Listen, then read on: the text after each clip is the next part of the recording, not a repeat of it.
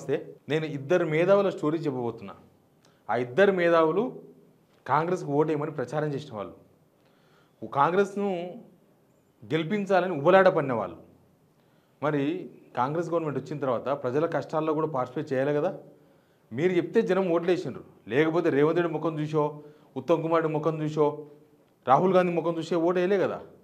మీలాంటి వాళ్ళందరూ, ఈ మేధావులు లాంటి వాళ్ళందరూ తెలంగాణ ప్రజలను మీరు ఓడించాలని ఓడించిండ్రు, గెలిపించాలనుకున్న వాళ్ళు గెలిపించారు. మరి గెలిచి మీరు ఏ కొమ్ము అయితే గెలవాలనుకున్నారో ఆ కొమ్ము గెలిచిన తర్వాత మీరు ప్రజలకు ఇబ్బంది వచ్చినప్పుడు మీరు వాళ్ళకి సపోర్ట్గా నిలవాలి కదా. సపోర్ట్గా నిలవకపోగా డబ్బా కొడుతున్నారు ఇద్దరు, కానీ అసలు విషయాలు మాత్రం బయట పెడుతున్నారు. అసలు ఇద్దరు ఎందుకు కాంగ్రెస్కు ఓటు వేయమని అడిగినరో చాలాసార్లు బయటపడ్డది, మళ్ళీ ఇప్పుడు కూడా బయటపడ్డది. వాళ్ళిద్దరు ఎవరో కాదు, professor Kodandaram sir, retired IAS Agnuru Murali garu. వీళ్ళిద్దరూ వాళ్ళ స్వార్థం కోసం తెలంగాణ ప్రజలందరికీ తప్పుడు ఫీడ్ ఇచ్చిండ్రా అన్న ఒక సందేహం కలిగే విధంగా మాట్లాడినారు. గత ప్రభుత్వం ప్రశ్నించినప్పుడు ఈ ప్రభుత్వం ప్రశ్నించాలి, తప్పేం లేదు. ప్రభుత్వాన్ని ప్రశ్నించాలి. ఏ ప్రభుత్వాన్నైనా ప్రశ్నించకపోతే పని కాదు, సింపుల్. అది ఈ ప్రభుత్వం ఆ ప్రభుత్వం ఇంకో ప్రభుత్వం అని కాదు.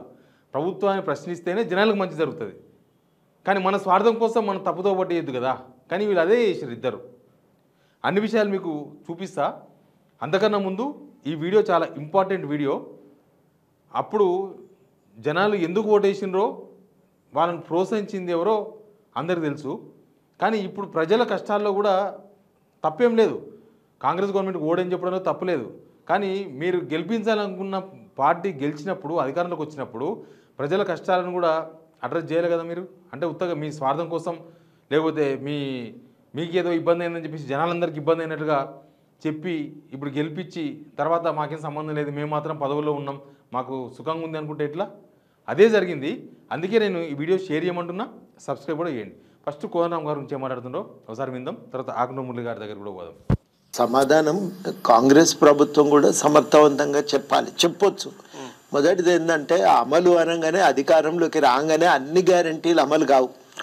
వాళ్ళు కూడా ఒక ప్రభుత్వాన్ని నడిపారు. అమలు అనేది 5 ఏళ్ల పాటు దాన్ని అమలు చేసేటువంటి అధికారం ఉంది. 5 ఏళ్ల పాటు అమలు చేస్తారు. తప్పకుండా కీలకమైన చాలా విషయాలపైన నిర్ణయం తీసుకున్నారు, ఆచరణలో పెట్టారు.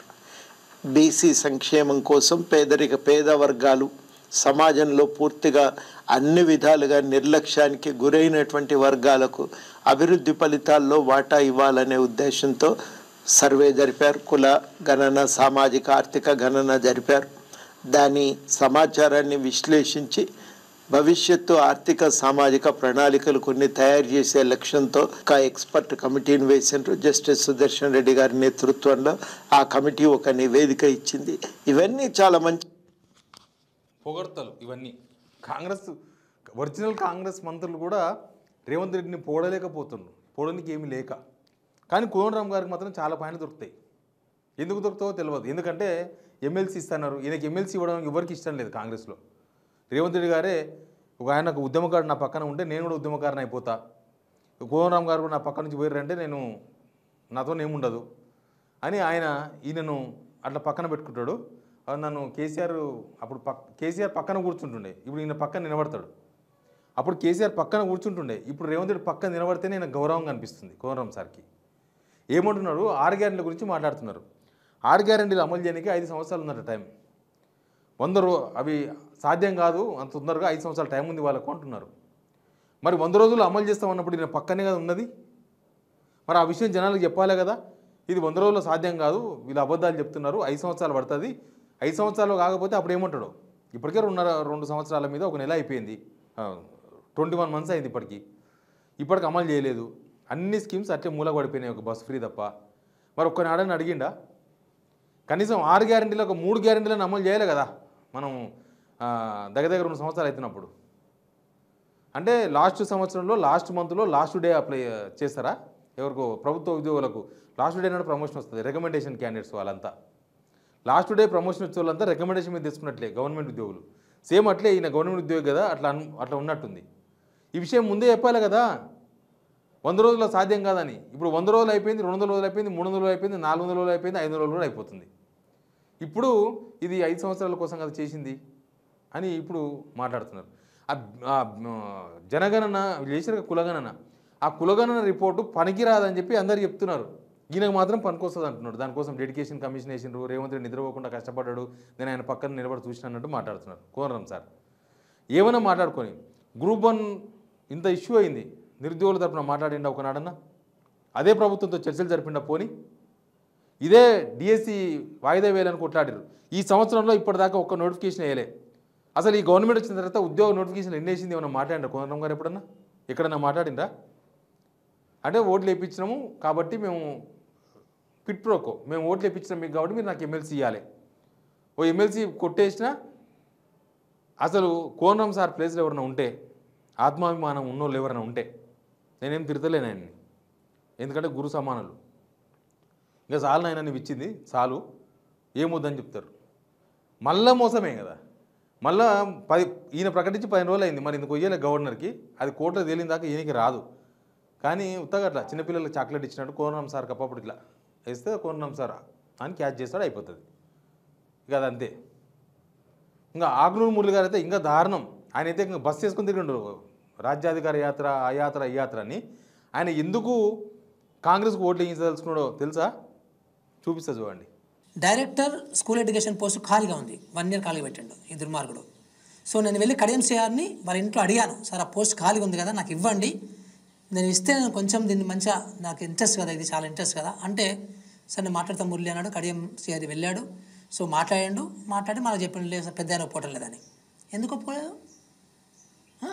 అది ఒప్పుకొని విద్యను బాగు చేద్దామని నన్ను ఇన్వాల్వ్ చేస్తే ఇంత పరిస్థితి వచ్చేదా? నేను మరి డెఫినెట్గా ఆయనను ఆ ఎలక్షన్స్లో పోగొడవాను కదా. ఈయన ఐఏఎస్ నుంచి బయటకు వచ్చిన తర్వాత నేను విద్యాశాఖ డైరెక్టర్ పదవి పడితే ఇవ్వలేదు, ఒకవేళ పదవి ఇచ్చింటే నేను ఖచ్చితంగా పోడేవాను కదా ఎలక్షన్స్ ముందర. ఈ బస్సు యాత్ర బీఆర్ఎస్ కోసం చేసేవాడు, అప్పుడు కేసీఆర్ కోసం బస్సు యాత్ర చేసేవాడు.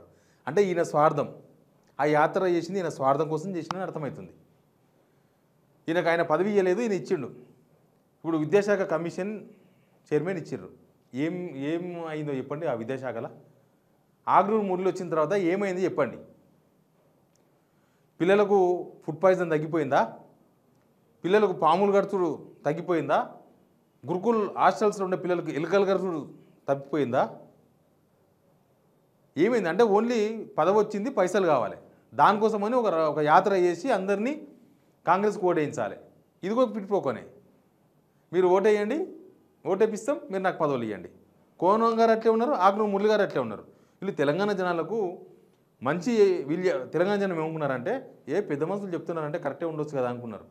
కానీ వీళ్ళ స్వార్థం కోసం మాట్లాడిన సంగతి ఇప్పుడు అర్థమవుతుంది, మొత్తం బయటకు వస్తున్నాయి. ఆయనకు పదవి ఇవ్వలేదని, ఈయన దగ్గర రానియలేదని చెప్పేసి మాట్లాడినారు. ఇప్పుడు రేవంత్ రెడ్డి దగ్గర రానిచ్చిండు. రేవంత్ రెడ్డి తెలంగాణ ఉద్యమకారుడు కాదు, తెలంగాణ కనీసం గౌరవం లేదు. బతుకమ్మని మన తెలంగాణ తల్లి చేతుల నుంచి తీసేసిండు. అయినా కోనరం సార్ చిక్కు అంటలేదు, అయినా ఏమంటలేదు. ఇప్పుడు బతుకమ్మ ఊర్లో ఎట్లా జరుగుతుంది? మొత్తం ఊర్లు కొట్టుకపోయినాయి, సర్పంచ్ ఎలక్షన్స్ లేవు. ఈయన మాత్రం ప్రజాస్వామ్యవాది. ఒక సర్పంచ్ లేకుండా, ఒక ఎంపీటీసీ లేకుండా, జెడ్పీటీసీ లేకుండా, ఇక కొన్ని మున్సిపాలిటీస్లో కార్పొరేటర్స్ లేకుండా, మున్సిపాలిటీస్లో కౌన్సిలర్స్ లేకపోతే ఇది ప్రజాస్వామికవాదిలాగా కనిపిస్తుంది రేవంత్ రెడ్డి కోనరం సార్కి. ఆగ్నూరు మురళి కూడా. ఎందుకంటే నెల జీతం వస్తుంది, తనఖా పడుతుంది జేబులా. వీళ్ళ వీక్నెస్ను కేసీఆర్ కనిపెట్టలేకపోయాడు. లేకపోతే వీళ్ళకి నెల కింద పడేస్తే ఉంటుండ్రు ఇట్లే. వీళ్ళ వీక్నెస్ ఇదే కదా, పైసలే కదా, అర్థమైంది కదా. అంతకు మించి ఏమున్నది వీక్నెస్ దీనిలో? ఇంత ఓపెన్గా మాట్లాడుతుంది ఆగ్నూరు మురళి గారు, మంచి గౌరవం ఉంది ఆయన మీద. కానీ ఇట్లాంటి మాటలు మాట్లాడడంతోన ఏం సంకేతాలు ఇచ్చినట్టు? మీకు పదవి ఇవ్వలేదు కాబట్టి మీరు కాంగ్రెస్కు ఓట్లు వేయాలని యాత్ర చేసిండ్రు. ఇప్పుడు ఇచ్చిర్రు, పదవి ఇచ్చిండ్రు, ఎంజాయ్ చేస్తున్నారు. విద్యాశాఖలో ఏ మార్పులు లేవు, గంతే ఉన్నది. 7.5 అన్నీ ఉన్నది. మరి ఎందుకో చేస్తలేడు విద్యాశాఖ వ్యవహారంలో, ఎందుకో రేవంత్ రెడ్డిని అడుగుతలేడు. అంటే ఇంట్లో పదవి వచ్చింది, పైసలు వస్తున్నాయి, సాలింగా ఇంతకు మించి లేదు. రోజు ఫైల్ పెట్టుకోవాలి, తిరగాలి, పైరవీలు చేసుకోవాలి. ఇదే పని చేసుకోవాలి మనం. మన పనులు ఎవరు కేసీఆర్ దగ్గర రానిస్తలేడు, మన పైరవీలు చేస్తలేడు. ఆ బీఆర్ఎస్లు ఎవరు దగ్గర రానిస్తలేడు, పైరవీలు చేస్తలేరు. ఏడైతే పైరవీలు మంచిగా నడుస్తాయి. తెలంగాణ ప్రజలు అర్థం చేసుకోవాల్సిన అవసరం ఉంది. ఒక నినాదం ఇచ్చేదాని వెనుక ఎవరి స్వప్రయోజనాలు ఉన్నాయి ఇంపార్టెంట్. వీళ్ళు పదవుల కోసం మాట్లాడారని మనకు అర్థమైంది. ఇప్పుడు ఇంకా చాలామంది మేధావులు ఉన్నారు, వాళ్ళు కూడా అదే పనిలో ఉన్నారు అనుకో. ఇది తెలంగాణ ప్రజలకు తెలవాలి. మనం ఒకసారి చూస్తాం, మంచోడని చెప్పించుకోనికే 100 సార్లు పడుతుంది. వీళ్ళు అసలు నిజం ఏదో తెలవడానికి ఒక్కసారి చాలు. వాస్తవం తెలుసుకోవడానికి ఒక్క పూట, 1 గంట, 1 నిమిషం, 1 సెకండ్ చాలు. అవి వీళ్ళ ఇద్దరు అదే పని చేసింది. ఇప్పుడు మీరు కూడా కామెంట్ రూపంలో చెప్పండి మీ ఆలోచనని. Please subscribe signal TV.